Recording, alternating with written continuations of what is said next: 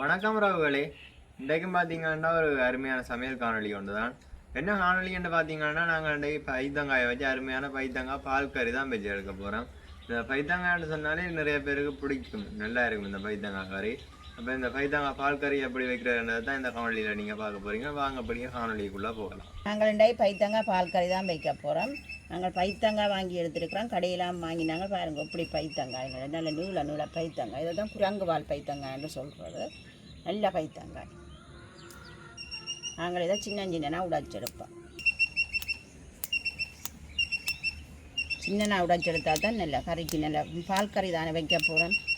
இந்த பைத்தங்காய் நல்லா அவிஞ்சு வரும். இன்னொரு பைத்தங்காய் இருக்குது பச்சையாக இருக்கும், அது கொஞ்சம் அவிஞ்சு வாரது கொஞ்சம் லேட் ஆகும், அது கொஞ்சம் தனியாக இருக்கும். இது நல்ல களியாக அவியும்.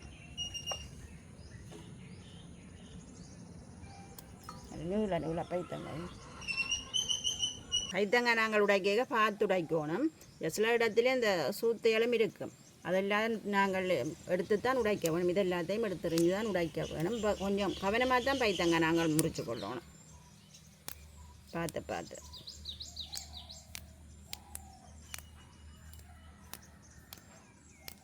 பைத்தங்காய் எல்லாருக்கும் பொதுவிலே அநேகம் விருப்பமான ஒரு கறி தான். அநேகமான ஆக்களுக்கு பைத்தங்காய் பிடிக்கும். எங்களோட வீட்டில் பைத்தங்காய் பால் கறி தான் பிடிக்கும், அதால் நான் பால் கறி தான் வைக்க போகிறேன். நாங்கள் பைத்தங்காய்க்கெல்லாம் உடைச்சி எடுத்துட்டோம். இனி இந்த பைத்தங்காய் பால் கறி தான். இதுக்கு தேவையான கொச்சிக்காயை நாங்கள் எங்கள் வீட்டு தோட்டத்திலேயே, நாங்கள் வச்சுக்கிற வீட்டு தோட்டத்திலேயே நாங்கள் பிடுங்கி எடுக்க போகிறோம். அதை போய் பிடுங்கி எடுப்போம். நாங்கள் வச்சுருக்கிற வீட்டு தோட்டத்தில் உள்ள கொச்சியில் தான் கொச்சிக்காய் பிடுங்க போகிறோம். இதை நாங்கள் என்ன குடமிளகாய் என்று சொல்கிறோம், மூட்டை கொச்சி என்று சொல்கிறது. இதுக்கு பல பெயர்களை சொல்லிவினோம். நாங்கள் இப்போ இதெல்லாம் பிடுங்கி எடுத்து பைத்தங்காய் பால் கறி வைக்க போகிறோம். இது சரியான உரைப்பாக இருக்கும் போல இருக்குது. எனக்கு 4 மிளகாய் காணும். மேலால் பார்க்குற ஒரு மிளகாய் இந்த இயரில் கீழ்ப்பக்கம் இப்படி திருப்பி பார்க்கலே ஒவ்வொரு நெட்டுக்கும் காய் தான், நிறைய காய் ஆச்சிருக்கு எங்களுக்கு. இப்படி ஒரு 4-5 கொச்சி நின்றா காணும் எங்களுக்கு. மிளகாயே கடையில் வாங்க தேவையில்லை, எங்களை வீட்டிலேயே நாங்கள் பிடுங்கி எடுத்து போடலாம். பாருங்க இப்படி பெரிய ஒரு கொச்சிக்காயாக இருக்குங்க. நாங்கள் இப்போ பால் கறிக்கு தேவையான கொச்சிக்காய், உள்ளி, சின்ன வெங்காயம் எடுத்துருக்கிறோம். எல்லாம் க்ளீன் பண்ணி எடுத்து கழுவி வெட்ட போகிறோம். கொச்சிக்காய் உடைச்செடுத்தாச்சு, உள்ளி உடைச்செடுக்க போகிறோம். உள்ளியும் சேர்த்தா தான் நல்லா இருக்கும் பைத்தங்காய்க்கு பால் கறிக்கு. உள்ளியும் உடைச்செடுக்க போகிறோம். இந்த உள்ளியை நாங்கள் தண்ணியில் போட்டுட்டு ஒரு கொஞ்ச நேரம் ஒரு நிமிஷம் 2 நிமிஷம் விட்டுட்டு கலட்டினா தோல் டக்கண்டு கலண்டு போயிடும். உடைச்செடுக்க லேசாக இருக்கும் எங்களுக்கு. நான் கொஞ்சம் மண்டபடியை கையால் உடைச்சி கொள்றேன். பிடிக்கும்.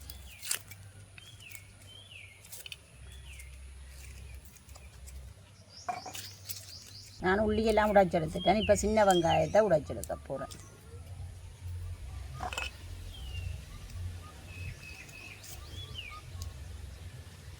சின்ன வெங்காயம் கறிக்கு நல்ல டேஸ்டாகவும் இருக்கும், உடம்புக்கு நல்லா குளிர்மை. இந்த வெயில் காலத்தில் நிறைய சின்ன வெங்காயங்களை நாங்கள் சாப்பாட்டில் சேர்க்கணும், குளிர்மையாக இருக்கும் நல்ல வெங்காயம் சாப்பிட்றது.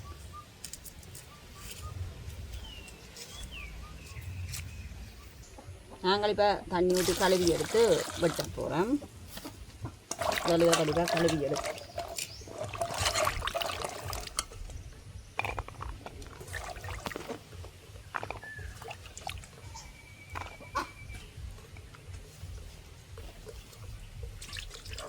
முதல்ல கொச்சிக்காயை வெட்டுவோம். சின்னதாக தான் வெட்டி போட போகிறோம். இந்த கொச்சிக்காய் நல்ல ஒரு வாசமாயும் இருக்கும். நிறைய நோய்களுக்கு இந்த கொச்சிக்காய் நல்ல, இந்த அல்சர் அதுகளுக்கு எல்லாம் இந்த கொச்சிக்காய் சாப்பிட்டா நல்லமென்று சொல்கிறது. சில பேருக்கு இந்த கொச்சிக்காய் இந்த மனம் பிடிக்காது, சில பேர் நல்ல வாசம்ன்ட்டு சொல்லி சாப்பிடுவினோம். வெட்டிக்கு ஒரு மனம்தான், சில பேருக்கு நல்ல வாசம் பிடிக்கிறது.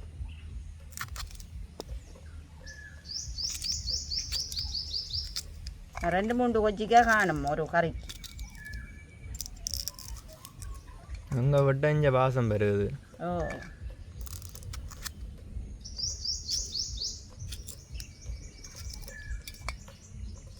கொச்சிக்காய் வெட்டி எடுத்துட்டேன். 4 கொச்சிக்காய் தான் வெட்டினா எனக்கு நல்ல ஒரு பால் கறிக்கு வடிவாக காணும் இந்த கொச்சிக்காய்.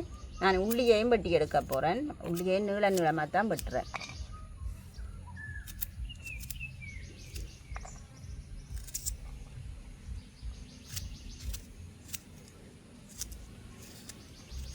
இதே மாதிரி சின்ன வெங்காயத்தையும் வெட்டி எடுப்போம். நாங்கள் ஆயிலும் சின்ன வெட்டோட மாட்டியில் கொஞ்சம் பெருசாக வெட்டலாம், கரைக்குத்தானே பெருசாக வெட்டலாம். இந்த டைமில் நாங்கள் நிறைய வெங்காயம் வெந்தயம் எல்லாம் சேர்த்து வெந்தய குழம்பெல்லாம் வச்சு சாப்பிடலாம். வெயில் காலத்தில் நல்ல குளிர்மையான கறியாக இருக்கும். இப்போ நாங்கள் கறிகளுக்கு நிறைய வெங்காயம் சேர்க்கலாம். ஸ்ரீலங்கன் கிளைமேட்டுக்கு இப்போ சரியான வெயில் கூட எங்களுக்கு. இப்போ குளிர்மையான சாப்பாட்டை தான் நாங்கள் இந்த டைமில் தேடி தேடி சாப்பிடுவோம்.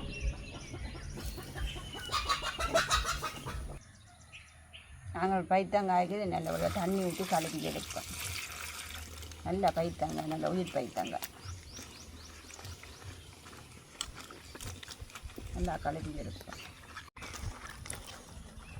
நாங்கள் கழுவி எடுத்து சட்டியில் சேர்ப்போம்.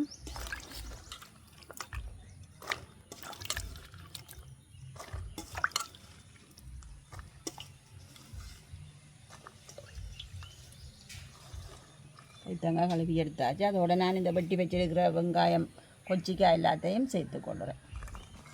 நாங்கள் இப்போ இந்த தேங்காயை உடைச்சிருப்பேன். நல்ல பெரிய தேங்காய் உடைச்சி இளநீ எடுக்க போகிறேன்.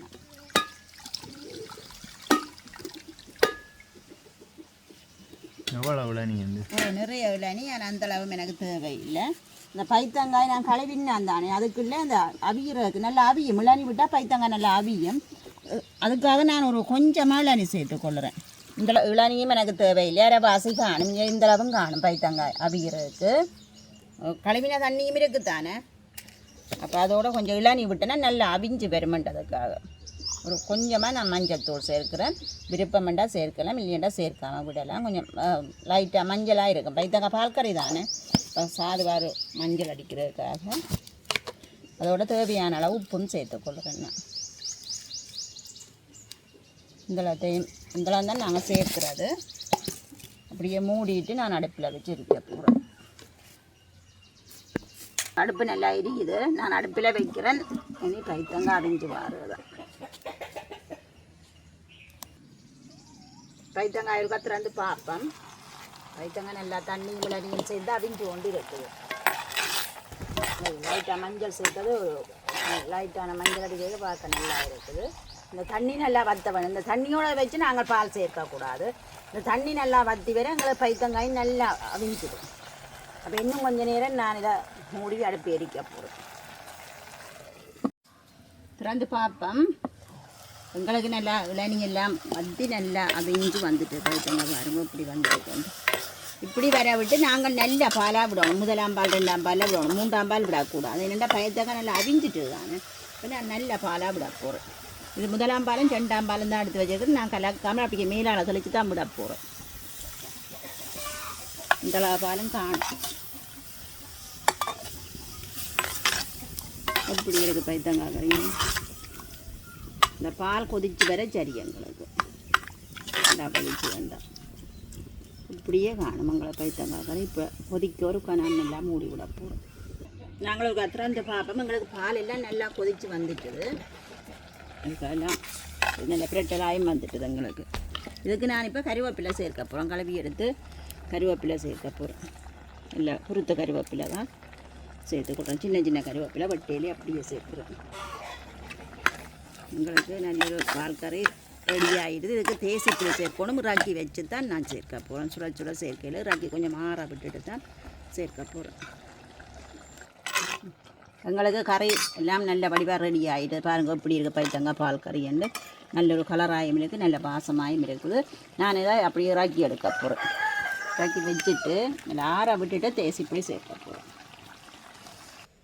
உங்களுக்கு கறி நல்லா ஆறிட்டுது. நான் தேசிப்புளி சேர்க்க போகிறேன். எனக்கு இந்த அளவு ஒரு தேசிக்காய் தேவையில்லை. இது அதிகானம் எனக்கு இந்த அளவு புளி காணும். தேசிப்புளி நாங்கள் எந்த கறிக்குமே கறி ஆறின அப்புறம் தான் சேர்க்க வேணும்.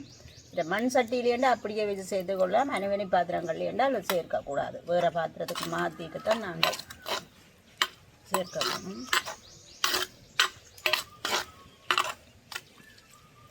உங்களுக்கு சுவையான ஒரு பைத்தங்காய் பால் கறி ரெடி ஆகிட்டு நான் ஒரு சின்ன பாத்திரத்துக்கு மாற்ற போகிறேன்.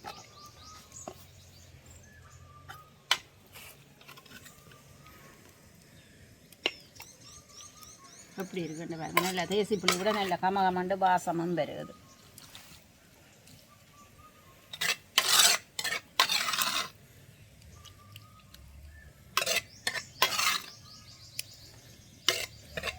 சின்னாக்கள் எல்லாம் விருப்பமாக சாப்பிடுவேன் பைத்தங்காய் பால் கறி.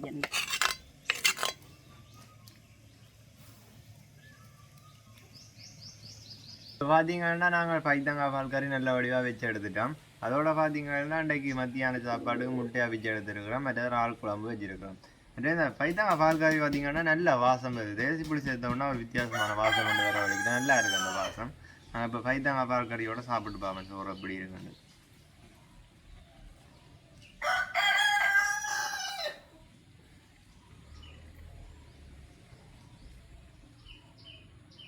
இளநீர் சேர்த்து அவிச்சதுனா நல்ல டேஸ்ட்டாக இருக்குது இந்த பைத்தங்காய் பால் கறி. சாப்பிடுது பைத்தங்காய் பால் கறியோடய தான் நீங்கள் சாப்பிடலாம் போட. அப்படி ஒரு டேஸ்ட்டாக இருக்குது இளநீர் சேர்த்து அவிச்ச வழியா.